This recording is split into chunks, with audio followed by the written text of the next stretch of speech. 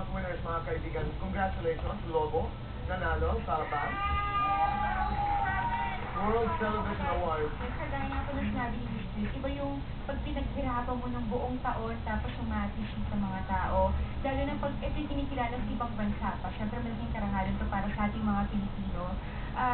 Kami po ng mga taga-Lobo, simula po sa utility, sa production, yung mga artista, nagpapasalamat po kami sa lahat ng sumuporta. Maraming salamat po kay Direk Eric Reyes, of course, kay Direk Cathy Garcia Molina, sa Kalaw Kim ko, si Piolo, at of course, si Direk Jerry Sineneng din. Siya din kasi naging isa sa mga director namin. Alam mo, the more I get to know Angel, the more I appreciate her.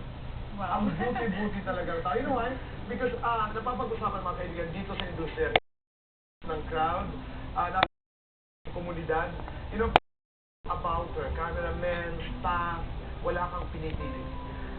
Ako naman, boy, I can say na nako-convince niya ako. Dahil yung mga produktong ini-endorse at tinext kita, nako-convince ako dun sa sinasabi niya na please to a date. So, di ba tinext kita, sabi ko dahil sa'yo bumili na ako nung deodorant ko. Iba talaga pag ano, parang nag-zone na talaga. That's smart po. Yes. Congratulations. That's sa Uli. Di ba? Ang sarap ng pakiramdam, sabi nga ni Chris, na tinatangkilik ng buong bayan. Ang sarap. Lalo na pag masaya kasi ginagawa ko, masaya kasi ginagawa mo, na-appreciate mo lahat, tapos na-appreciate mo ng tao. So parang, ang sarap-sarap lang ng pakiramdam, ang sarap ng pakiramdam pag nakapagpasaya ka ng tao, kahit sa maliit ng paraan mo lang. Jem, kanino ba talaga mapupunta si Jillian? Yun na nga eh. Kanino ba? Yan ang inaabangan talaga ng Yan po, lahat. isa po sa mga dapat natin abangan. Ang hirap eh. Ang hirap, Ang no? hirap. Ako gusto ko yung Angel Samba. Doon ako boto. Nakapon ka pang Sabi siya, kinikilig talaga ako.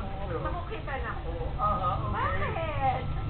Bakit ka natatawa sa akin? How is that? Yes. napakabait. Akala ko nung una, kasi lagi ko siyang tinatawag ng little boy. Bakit hindi ko siya naiintindihan ng tao kung bakit little boy? Kasi parang lahat fresh, lahat totoo. Yung kung ano man yung gusto niyang ikilos, ginagawa niya, walang showbiz. So, natutuwa lang ako sa kanya dahil napakatotoo, napakabait talaga. Ang layo-layo, parang mararating ni Angel. Sobra. Di ba? I mean, you see the possibilities. Every time napapanood ka namin sa telebisyon, every time dumadalaw ka dito sa labas, alam namin na matagal pa ang ipapamalagi mo dito sa industriyang ito. And we're just so proud of you, okay? We're just so proud. Gusto ko ba i-thank Go, you? go, Ako go. may papel dyan. Kaya baka sa i-convince ni Steve eh. Okay. Maraming salamat po of course sa modest, smart and smart body. Nina Yan din mo kailangan i-convince. Kasi nagsa-smart bro ako ngayon. ay effective. No, Sobrang and the smart talk is one of the best projects. No, it's the bro. Ay, For bro. me, because yun ang ginagamit ko habang nagbabantay sa ospital. It keeps you, 1 year Right. awake the Eventually, whole it should be night. the IDD of smart. Okay, go. Head and Shoulders, Rexona, Avon Cosmetics, and Fragrance, Amepitayon, and AB International Business College, Folded and Hung Facial Care Center, Dr. Adahar, McDonald's, Maggi, and Adidas. Maraming salamat. Madali lamang bago natin makainitan. Sana magkapamilya tayo. You went to Munay sa Lanao. What was that immersion, Angel? Personal na lakad ko sa akin. Personal yun? Yes, personal Okay. na lakad na. Lahat nga ako na nakausap ko bago ako pumunta doon, dinidiscourage talaga ako. Huwag kang pumunta doon. Bakit daw? Kasi meron daw policy ng ABS-CBN na ABS-CBN na no ransom policy. So tinatakot nila ako na baka daw. And in spite of that, tumuloy ka pa rin sa Lanao dahil? Dahil sa mga katanungan na ako kasi nagtataka ako bakit simula pa nung panahon ng Espanyol hindi pa rin natatapos yung gulo sa Mindanao. So gusto ko lang masagot yung mga katanungan ko na hindi lang yung gustong sabihin sa atin ng media, di ba? So pumunta talaga ako doon. So nahanap mo ba ang sagot? Bakit may gera. Alam ko po, Tito Boy, na doon sa 3 araw na pamamalagi ko doon, hindi ko talaga malalaman ng lahat. Pero doon sa 3 araw na pag-stay ko doon, nakita ko na hindi naman yung mga Muslim sa kay mga Kristiyano yung nag-aaway talaga.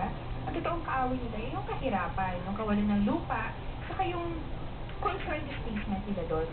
At sa sa tingin ko kasi hindi naman nila kailangan, mas hindi nila kailangan ng awa o kaya naliliib o kaya ng charity work. Ang kailangan nila doon yung pagkilala sa kanila ng bilang isang tao, bilang isang merong taong may karapatan, Bilang isang Pilipino. bilang isang Pilipino. Yun yung naramdaman ko doon eh. You said it so well. I know, Angel.